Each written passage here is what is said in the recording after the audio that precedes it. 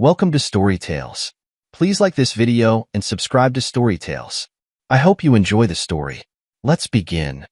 Clay Mercer stood at his mailbox, sifting through the usual stack of bills and advertisements. The afternoon sun beat down on his neck as he flipped through envelope after envelope. Bill, flyer, credit card offer. Then his fingers froze on cream-colored cardstock with elegant script. He knew what it was before he even read the names. Inside his modest ranch-style home, Clay tossed the rest of the mail onto the kitchen counter and stared at the sealed envelope. His callous thumb traced the edge before he tore it open with a quick, efficient motion. The wedding invitation slid out, glossy and expensive. Marissa Langley and Nolan felt to request the honor of your presence. Clay's jaw tightened. 2 years since she'd walked out. And now this delivered right to his door like a slap in the face. The phone rang, cutting through the silence. Clay recognized his sister's number. "Did you get it?" Fallon asked without preamble. "Just now," he replied, his voice level despite the storm brewing inside. "Throw it in the trash where it belongs," Fallon said, her protective edge sharp even through the phone. "She doesn't deserve your time, Clay. Not after everything." Clay said nothing, studying the embossed lettering on the invitation. The paper probably cost more than what he'd spend on food for a week. "Clay, you still there?" "Yeah." "Tell me you're not thinking of going," Fallon pressed, the disbelief evident in her voice. "Because that would be—" "I haven't decided." Clay cut her off, though they both knew he was considering it. Later that evening, Clay sat on his back porch with Derek, both nursing beers as the summer twilight settled around them. The invitation lay on the table between them. "So," Derek said after taking a long pull from his bottle, "you gonna go?" Clay shrugged, eyes fixed on the horizon. "Don't know yet." Derek leaned forward, his auto shop logo faded on his worn t-shirt. "Man, go. Let them see you standing tall." He grinned, a glint of mischief in his eyes. "Show up looking good, shake a few hands, drink their expensive booze." "It's not about revenge," Clay muttered. "Didn't say it was."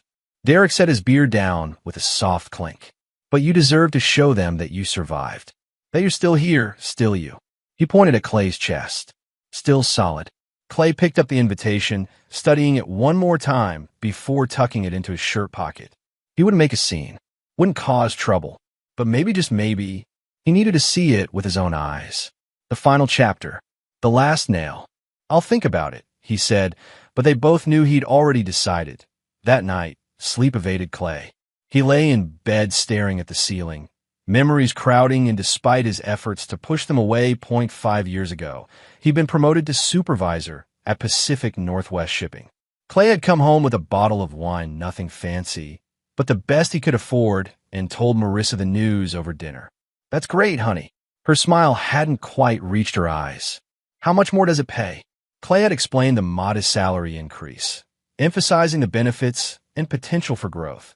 Marissa had nodded, twirling pasta around her fork. "That dental office on Westlake is hiring assistants. Dr. Peterson's wife says they pay really well, and the hours are better than the clinic I'm at now. You should apply." Clay had encouraged, genuinely wanting her to find work she enjoyed if she'd gotten the job. Then came the suggestions. They should look at houses in the North End. They should upgrade their 10-year-old sedan. They should take a real vacation, not just long weekends at the coast. Clay took on overtime shifts. Weekends. Holidays. The shipping warehouse never slept, and Clay rarely turned down extra hours. Their savings grew, but never fast enough for Marissa's taste. Now, staring at the darkened bedroom ceiling, Clay remembered the night things began to fracture beyond repair. The Thompsons just booked a cruise to Alaska, Marissa had said over takeout Chinese. They'd been too tired to cook. 15 days along the inside passage. Her eyes had sparkled with yearning. Can you imagine? Glaciers, whales, those little seaside towns. "We could start planning for next summer," Clay had offered, knowing their budget was already stretched thin with a new car payment. Next summer, Marissa had repeated, disappointment evident. "Always next summer or next year." "I'm doing the best I can," Clay had said quietly. "I know." Her response had come too quickly, too automatically. "But sometimes I wonder if your best is enough." A week later, she'd mentioned Nolan Felt for the first time. Regional sales manager. New to the area. Handling the account for her dental office. He's taking the staff to that new steakhouse downtown to celebrate their sales numbers, she'd said, not quite meeting Clay's eyes. It might run late. It had run late. Very late. Then there were other late nights. Work events. Networking opportunities. Clay had watched his marriage dissolve one late night at a time. When Marissa finally left, she'd stood in their living room with a suitcase, looking somehow both guilty and defiant. "I need more than this, Clay," she'd said, gesturing vaguely at their modest home. "I'm suffocating in all this sameness." "It's called stability," he'd replied, not begging, not fighting, just stating a fact. "Nolan understands what I want out of life. Nolan doesn't know what commitment means." She'd flinched at that, but lifted her chin. "At least he's willing to reach for something better. You've always been satisfied with adequate." That had stung more than her leaving. The implication that his hard work, his steady reliability, his commitment to building something secure was somehow a character flaw. Clay rolled over in bed, punching his pillow into a more comfortable shape. Tomorrow he'd tell his boss he needed the day off for the wedding. He'd buy himself a new shirt, maybe a tie-dye he'd go and watch. Nothing more. The event hall gleamed with strands of fairy lights and floral arrangements that probably cost more than Clay's monthly mortgage payment. He arrived exactly 12 minutes after the ceremony's scheduled start, slipping into the back row as Marissa was beginning her walk down the aisle. Clay had to admit she looked beautiful. Her dress caught the light as she moved, her smile radiant as she gazed ahead at Nolan. For a brief moment, Clay felt a twinge in his chest, not jealousy or regret, but acknowledgement. Acknowledgement that what they'd had was gone, replaced by this carefully orchestrated spectacle. The ceremony itself was mercifully brief.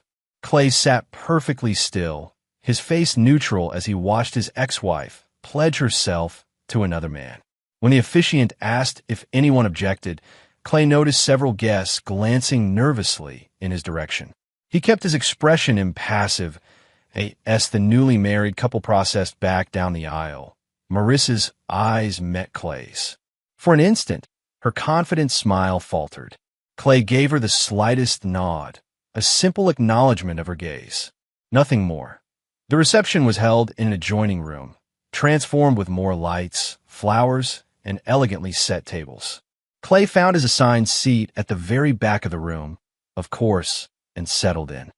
"Didn't think you'd actually come." Derek's voice came from behind him. His friend clapped him on the shoulder as he sat down. "You okay?" "Fine," Clay said, and meant it. "Food better be good, though." Derek chuckled.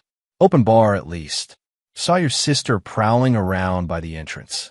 "She'll find us eventually," Clay replied, "when she's done cataloging all the ways this wedding offends her."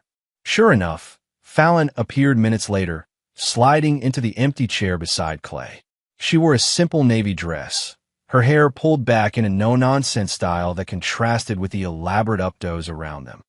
"This is ridiculous," she muttered, eyeing the champagne fountain. "Who needs this much everything?" She turned to Clay, studying his face. "You hanging in there?" "I'm fine, Fal." Clay sipped his water. "Just watching the show." "Well, I'm watching him," Fallon replied, her narrowed gaze fixed on Nolan, who was working the room with practiced charm. "Mr. Perfect is spending a lot of time chatting up the blonde in the corner." Clay followed her gaze. Nolan was indeed leaning close to a woman in a gold dress, his hand casually touching her elbow as they laughed about something. Marissa was across the room, surrounded by chattering bridesmaids. "Not our problem anymore," Clay said simply. The meal was served, speeches were made. Clay ate quietly, observing rather than participating. He noted how Nolan seemed constantly in motion, circulating, laughing too loudly, checking his phone when he thought no one was looking. He saw how Marissa's eyes followed her new husband, a hint of uncertainty in her expression when she thought herself unobserved. When the dancing started, Clay stayed seated. Fallon disappeared to the bar, returning with 3 whiskeys. "Medicinal purposes," she declared, setting them down. Clay raised an eyebrow. "We driving tonight?" "I'm not," Derek said, raising his glass. "And neither is Fallon." We figured you might need backup, so we got rooms at the hotel next door. Clay felt a rush of gratitude for his friend and sister. Appreciate it, but I'm not planning on falling apart. Of course not, Derek replied easily. But a man shouldn't have to drive home from his ex-wife's wedding alone. That's just common sense. As the night progressed, Clay watched Marissa and Nolan move through their wedding reception like actors on a stage. Perfect smiles, perfect poses for photographs, perfect newlyweds. But he also saw the cracks beneath the surface. The way Nolan's attention wandered whenever Marissa was engaged elsewhere. The overly familiar way he touched the waist of a bridesmaid while Marissa was speaking to her parents. The slight tension in Marissa's shoulders when she rejoined him after he'd disappeared for 15 minutes. Time for toasts, Derek muttered as the DJ called for everyone's attention. Nolan took the microphone, smoothing his tie. His voice carried clearly through the room as he thanked everyone for coming and praised his beautiful bride. Then his gaze drifted toward the back of the room, finding Clay. Some of you may know Marissa was previously married, Nolan said, a smirk playing at the corners of his mouth. I'm just lucky I could rescue her from a life that was, well, stuck. A ripple of uncomfortable laughter moved through the crowd. Clay felt Fallon stiffen beside him. What a clown, she muttered. Derek put a firm hand on Clay's shoulder. Breathe, he said quietly. Clay kept his expression neutral, not giving Nolan the satisfaction of a reaction. He'd known something like this might happen, had prepared himself for it. What he hadn't prepared for was the young woman approaching the center of the room, her server's uniform marking her as event staff.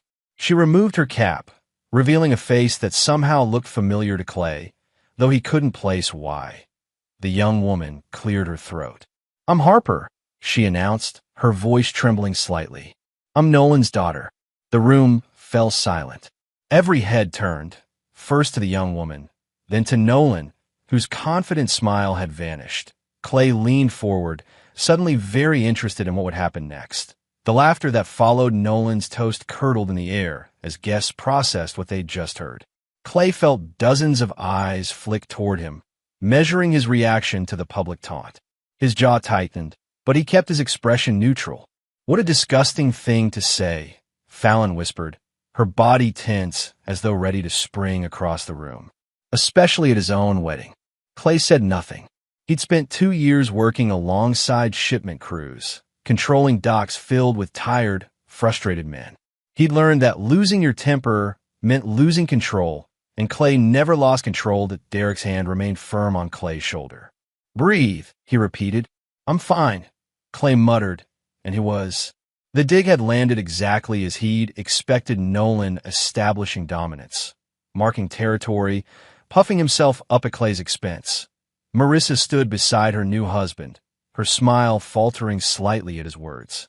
For just a moment, her eyes found Clay's across the room, something like apology flashing across her face before she looked away. The DJ quickly took the microphone, announcing the next speech Marissa's maid of honor, a college friend Clay vaguely remembered. But before she could begin, movement near the back of the room caught everyone's attention that a young server stepped forward, removing her cap. I'm Harper, the young woman announced, her voice wavering but determined. I'm Nolan's daughter. The silence that followed was absolute. Clay watched as Nolan's face drained of color, his confident posture evaporating. I wasn't invited to this wedding, Harper continued, gaining strength with each word. But then, Dad hasn't invited me to much of anything since I was 7. Marissa's hand flew to her mouth. She turned to Nolan, confusion written across her face.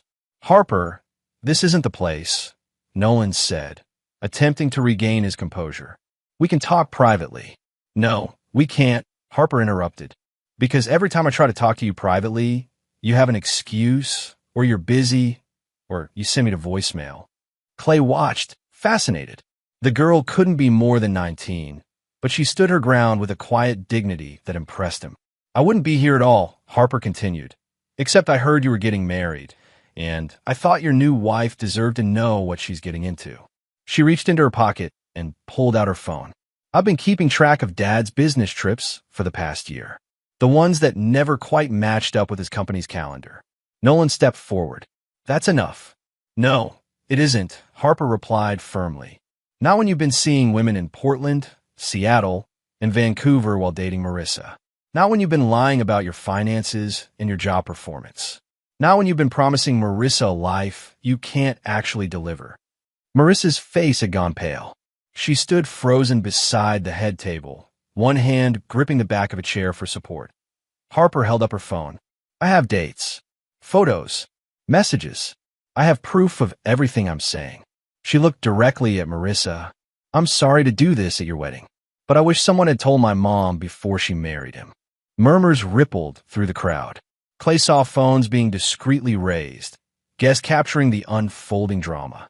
This is absurd, Nolan said loudly, attempting to reclaim control of the situation. Harper has had issues. She's making this up. May 12th, Harper cut in. You told Marissa you were at a sales conference in Portland. You were actually with a woman named Jamie at the Riverfront Hotel. I have the receipt where you used your company card. Nolan's face flushed. You've been spying on me? Going through my things? No, Harper replied calmly. Your secretary Barbara has always liked me. She also doesn't appreciate covering for your affairs. The room erupted in whispers. Clay remained silent, watching as Nolan's perfect day crumbled around him. The man who had taken such pleasure in publicly mocking him minutes ago now stood exposed, his carefully constructed image shattering. Harper wasn't finished. September 23rd. You told Marissa you were meeting clients in Seattle. You were with a woman named Vanessa. I have the hotel receipt and text messages. That's enough, Nolan shouted, but Harper stood her ground. And there's the money, she continued. The commission checks you've been inflating when you talk about them. The second mortgage on your condo that Marissa doesn't know about. The credit card debt. Marissa finally found her voice. What's she talking about, Nolan? She's lying, Nolan insisted, but his voice lacked conviction. She's trying to ruin our day. I'm trying to save you, Harper said quietly to Marissa. Before you end up like my mom left with nothing when he gets bored and moves on. The wedding planner finally intervened, attempting to guide Harper away from the center of the room. But the damage was done. Guests were texting, whispering, some already discreetly heading for the exits. Clay remained seated, watching as the perfect wedding disintegrated into chaos. Fallon leaned toward Clay, her eyes wide. Did you know about this? The daughter? Clay shook his head slightly. Didn't have to, he replied, his voice cold. Men like him always blow themselves up. The scene before them continued to unfold like a slow-motion car crash. Marissa had moved away from Nolan, conferring urgently with her parents and maid of honor. Nolan stood abandoned at the head table, attempting to speak with guests who were suddenly finding reasons to be elsewhere. Should we go? Derek asked, finishing his whiskey. This feels like a good time to make an exit. Clay considered, then shook his head. Not yet. He wanted to see this through. Not out of malice or pleasure in Marissa's pain, but because he needed the finality of it. Needed to witness the collapse of the illusion that had taken his marriage. Across the room, Harper was speaking quietly with the wedding planner and a man who appeared to be security. She didn't look frightened or apologetic, just tired, as though a great weight had finally been set down. Clay found himself respecting the young woman's courage. It couldn't have been easy to stand up like that, to publicly confront her father and expose his lies that Marissa's father approached Nolan, his face thunderous. Though Clay couldn't hear their words, the body language told the story. Nolan defensive, Marissa's father accusatory, jabbing a finger at Nolan's chest. $10 says there's a punch thrown in the next 5 minutes, Derek muttered. Clay shook his head. Marissa's dad is all talk. Always has been. Sure enough, after a heated exchange, Marissa's father stormed away without physical confrontation. Nolan immediately retreated to the bar, downing a drink in one swallow. Marissa herself had disappeared, presumably to a back room with her mother and bridesmaids. Clay. He turned at the sound of his name. Harper stood beside their table, her server's uniform incongruous among the wedding finery. You're Clay Mercer, right? She asked. Marissa's ex-husband? Clay nodded, studying the young woman's face. Now that she was closer, he could see hints of Nolan in her features, the shape of her eyes, the line of her jaw. I'm sorry if I caused a scene, she said.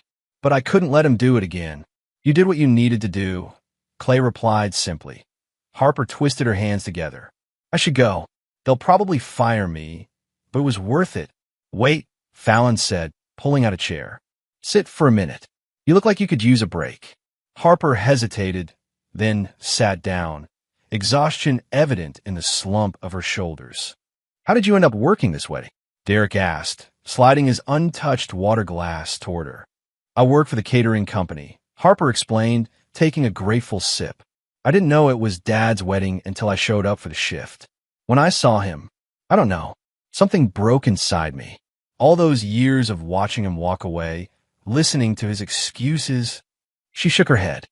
I couldn't stand by and watch him do it to someone else. Clay nodded, understanding perfectly. Sometimes you reached a breaking point where silence was no longer an option. What will you do now? He asked. Harper shrugged. Go back to school. Keep working. I'm studying nursing at the community college. Clay noticed how Fallon straightened at this information. Her professional interest peaked. Pacific Western? Fallon asked. I'm a nurse at Tacoma General. They have a good program there. Harper nodded. That's the one. It's tough balancing work and classes, but I'm making it work. Clay glanced around the room. The wedding reception was effectively over, though some guests remained, clustered in groups, talking animatedly.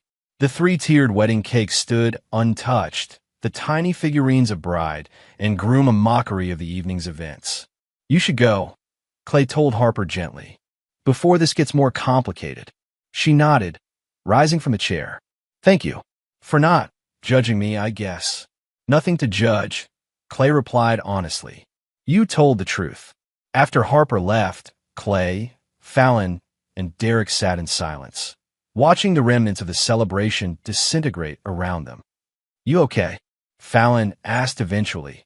Clay considered the question. Was he okay? He'd watched his ex-wife's wedding implode in the most spectacular fashion possible. He'd seen the man she'd left him for exposed as a fraud and a cheat. Yeah, he said finally. I'm good. And he was. There was no joy in Marissa's pain, but there was a certain peace in the confirmation that he hadn't been the problem.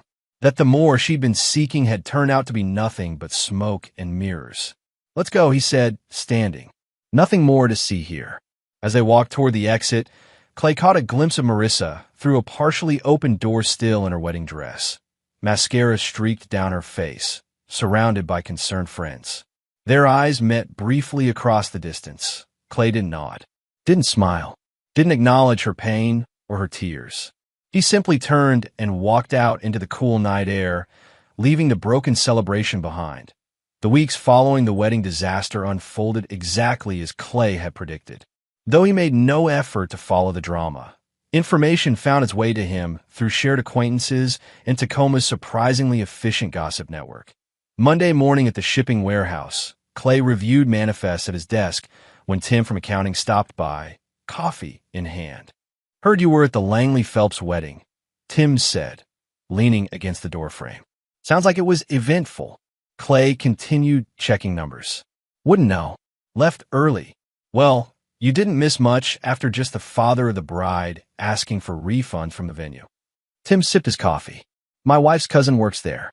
Said the groom was escorted out before they even cut the cake. Clay made a non-committal sound, neither encouraging nor discouraging the conversation. Guess the daughter had receipts, Tim continued. Literally. Hotel receipts, dinner tabs, flowers sent to other women. All while he was with Marissa. Clay initialed the bottom of the manifest and moved to the next one. Not my business. Tim got the hint and retreated, but he wasn't the last to bring news over the following days. Clay deflected each conversation with minimal responses, neither showing interest nor shutting people down completely. Let them talk. It didn't change his work or his life. 3 weeks after the wedding, Clay was restocking his refrigerator when his phone buzzed with a text. He almost dropped the carton of milk when he saw Marissa's name on the screen, a name he hadn't deleted but hadn't seen in nearly 2 years that I didn't know. I'm so sorry. 7 words that carried the weight of a collapsed future, a humiliating wedding day, and what Clay imagined were long nights of recrimination and regret. He stared at the message for a full minute, milk warming in his hand. Then he deleted it without replying, put away his groceries, and went for a run. The following evening, Fallon stopped by with takeout and updates she knew Clay wouldn't seek out himself. Heard through the hospital grapevine that Nolan's been placed on administrative leave, she said, unpacking containers of Thai food on Clay's kitchen counter. Turns out those inflated sales numbers weren't just talk. He's been falsifying reports to boost his commissions. Clay grabbed plates from the cabinet. Not surprised. And Fallon continued, clearly enjoying her role as information courier. Marissa moved back in with her parents. Temporarily, she says, but who knows? Clay divided rice onto the plates, his movements efficient and precise. The universe balances eventually, he said simply. They ate on the back porch, the summer evening warm around them. Clay listened as Fallon detailed what she knew: how Nolan's company was auditing all his accounts, how his previous affairs had surfaced like corpses in a flood, how Marissa had discovered credit cards she knew nothing about. She called Mom, Fallon said after a while, watching Clay closely for his reaction. Clay paused mid-bite. What for? To ask about you, I think. Mom shut it down fast. Told her you were doing fine and didn't need her checking up. Clay nodded, grateful for his mother's intervention. The last thing he wanted was Marissa seeking him out, looking for forgiveness, comparison, confirmation that she'd made a mistake. She's got to handle her own mess, Clay said firmly. Not our problem. That's what Mom told her. Fallon poked at her pad thai. But you should know she might try to reach out. Clay thought about the deleted text message. Already did. I didn't respond. Fallon smiled, approval evident. Good for you. 2 days later, while Clay was fueling his truck at a gas station across town, a familiar sedan pulled up to the adjacent pump. He recognized Marissa's car, not the one they'd shared during their marriage, but the newer model she'd bought after moving in with Nolan. For a moment, he considered getting back in his truck and leaving, even with the tank only half full. But that would mean running, and Clay Mercer didn't run. He continued filling his tank, his back to her car, hoping she wouldn't notice him, and no such luck. Clay! He turned, his face carefully neutral. Marissa stood by her car, keys clutched tightly in her hand. She looked different, thinner, tired, her usually perfect hair pulled back in a simple ponytail. Marissa, he acknowledged with a slight nod. She faltered, clearly not having planned what to say if she encountered him. I tried texting you. I saw. The gas pump clicked off, and Clay replaced the nozzle. Did you delete it? She took a step closer, then stopped when Clay's expression didn't change. Yes. The single word hung between them. Marissa's eyes dropped to the pavement. I understand, she said quietly. I just want to say I'm sorry. For everything. Especially what Nolan said at the wedding. Clay screwed his gas cap back on. Not your fault what another man says. But I should have stopped him. I should have. She trailed off, the multitude of things she should have done too numerous to list. Clay reached for his wallet to retrieve his receipt. It's done, Marissa. Over and handled. Are you? She hesitated again. Are you happy, Clay? The question caught him off guard. Was he happy? It wasn't a question he often asked himself. He was stable, secure, content with his work, his home, his friendships. I'm good, he said finally. Build back what matters. Marissa nodded, a sad smile flitting across her face. I'm glad. You deserved better than what I did. Clay didn't confirm or deny this. Didn't offer absolution or further conversation. He simply folded his receipt, tucked it into his wallet, and said, Take care, Marissa. He walked back to his truck, climbed in, and drove away without looking back. In his rearview mirror, he could see her still standing by the pump, watching him go. That night, Clay deleted Marissa's contact information from his phone. Not out of anger or pain, but because it was simply no longer needed. A week later, Clay was reviewing staffing schedules in his office when his desk phone rang. Shipping, Mercer speaking. Mr. Mercer? This is Harper Phelps. Clay straightened in his chair, surprised. Harper, what can I do for you? I hope it's okay that I called your work, she said, sounding uncertain. Your sister gave me the number when I ran into her at the hospital cafeteria. I'm doing clinical rotations there. It's fine, Clay assured her. Everything okay? Yes. Well, mostly. Harper paused. I was wondering if you might have time to meet for coffee sometime. There's something I'd like to talk to you about. Clay hesitated. He'd thought about Harper occasionally since the wedding, impressed by her courage, but he had no desire to be pulled back into the drama surrounding Marissa and Nolan, as if sensing his reluctance. Harper quickly added, "It's not about all that. Not directly, anyway. It's just something I need to say in person." Clay checked his watch. "I'm off at 4 today. There's a diner across from Tacoma General. Can meet you there at 4:30 if that works."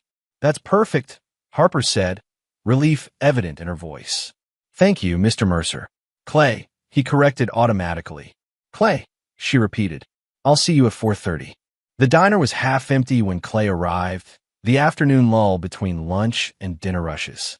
Harper was already there, seated in a booth by the window, nursing a cup of coffee and looking through what appeared to be textbooks. She glanced up as Clay approached, offering a tentative smile. "Thanks for coming." Clay slid into the booth across from her.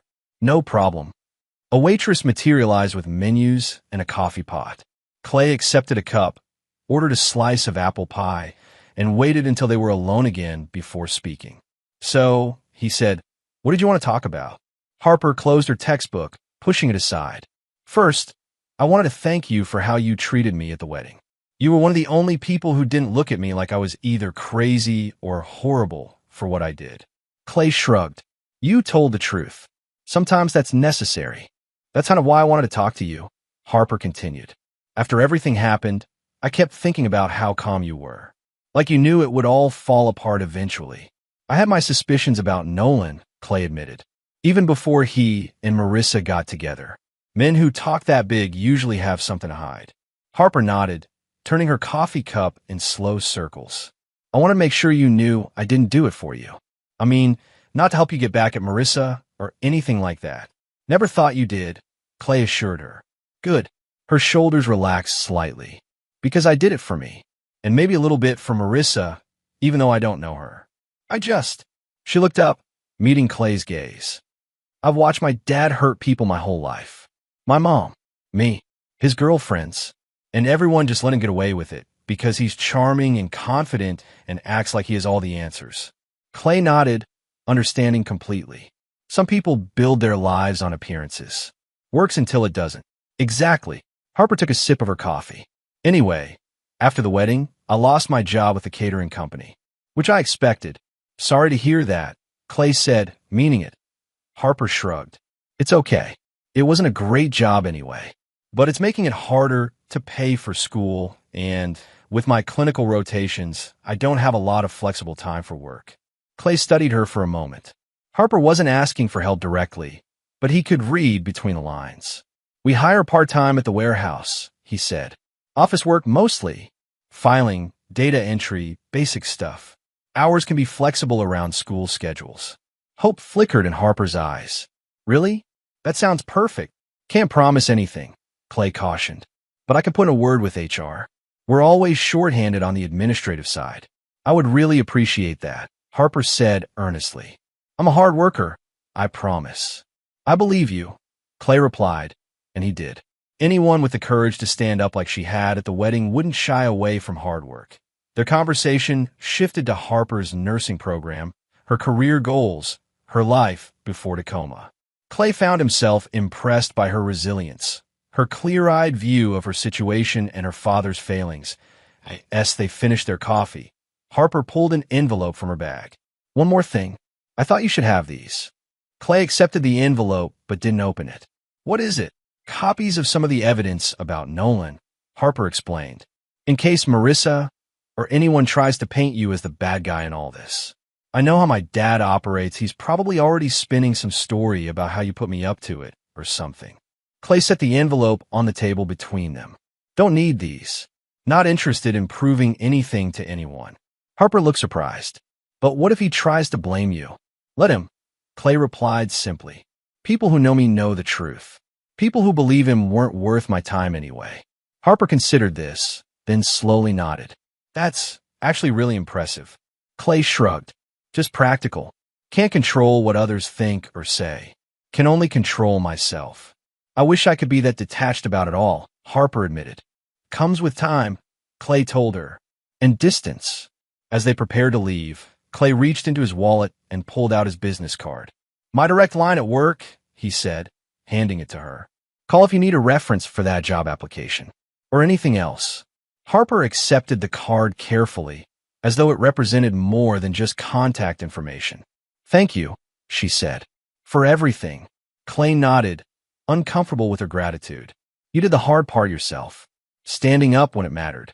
Harper smiled, a genuine smile that reminded Clay that despite everything she'd been through, she was still young, still finding her way in the world. If you don't mind me saying, she said as they walked out of the diner, Marissa made a huge mistake leaving you. My dad might talk big, but you're the one with actual substance. Clay didn't respond directly, but he felt a small warmth of appreciation for the young woman's perception. Let me know about that job application, he said instead. HR's always slow, so I'll need to nudge them. I will, Harper promised. And thanks for listening today. Clay watched her walk toward the hospital, textbooks clutched to her chest, her posture straight and determined despite everything. He found himself hoping she'd find her way, find the stability and security that neither of her parents seemed capable of providing. Then he got in his truck and headed home, the envelope of evidence left behind on the diner table, unneeded and unwanted. The following Saturday, Clay and Derek sat outside the auto shop, cold beers in hand as the sun began its descent toward the horizon. Derek had just finished working on Clay's truck, a simple oil change and inspection that had turned into an afternoon of companionable work and conversation. Heard from Marissa lately? Derek asked, wiping his hands on a shop rag. Clay shook his head. Saw her once at a gas station. Brief conversation. Nothing since. Probably for the best, Derek commented, taking a pull from his beer. Clay's phone rang. Fallon's name flashed on the screen. Hey, Fal, he answered, putting the call on speaker so Derek could hear. You're not going to believe this, Fallon said without preamble. Marissa filed for divorce. Clay and Derek exchanged glances. Already, Derek asked. Barely a month after the wedding, Fallon confirmed, her voice gleeful. And it gets better. Nolan's been formally terminated from his job. Something about falsified expense reports and improper client relationships. He's toxic in the industry, now no one will touch him. Clay took a slow sip of his beer, letting the information settle. How do you know all this? Harper told me, Fallon replied. She stops by the nurse's station, sometimes during her clinicals. Oh, and get this, she got the job at your warehouse. Started orientation yesterday. Clay nodded, pleased it had worked out. Good for her. You know what this means, right? Fallon pressed. Marissa's whole, perfect new life has completely fallen apart. The marriage, the fancy house, the glamorous husband, all of it, gone in a month. Clay didn't respond immediately. He felt no joy in Marissa's pain, but he couldn't deny a certain satisfaction in the knowledge that the life she'd left him for had proven to be nothing but illusion. You still there? Fallon asked. Yeah, Clay replied. Just thinking. About what? About how sometimes staying still is the smartest move, he said. Let others run around, chase shiny things. When the dust settles, you're still standing. Derek grinned at him across the cooling engine of the truck. Didn't even have to lift a finger, he said, raising his beer in a mock toast. Clay clinked his bottle against his friend's. Best kind of win, he agreed quietly. After saying goodbye to Fallon, Clay and Derek sat in comfortable silence, watching as the sunset painted the western sky in shades of orange and gold. The auto shop lot was quiet, most of the day's customers long gone. You know, Derek said eventually, part of me thought you might feel sorry for her. Marissa, I mean, after everything blew up. Clay considered this. Don't wish her ill, he said truthfully, but don't feel sorry for her either. She made her choices. Fair enough, Derek agreed. Clay leaned back in his chair, feeling the day's tensions ease from his shoulders.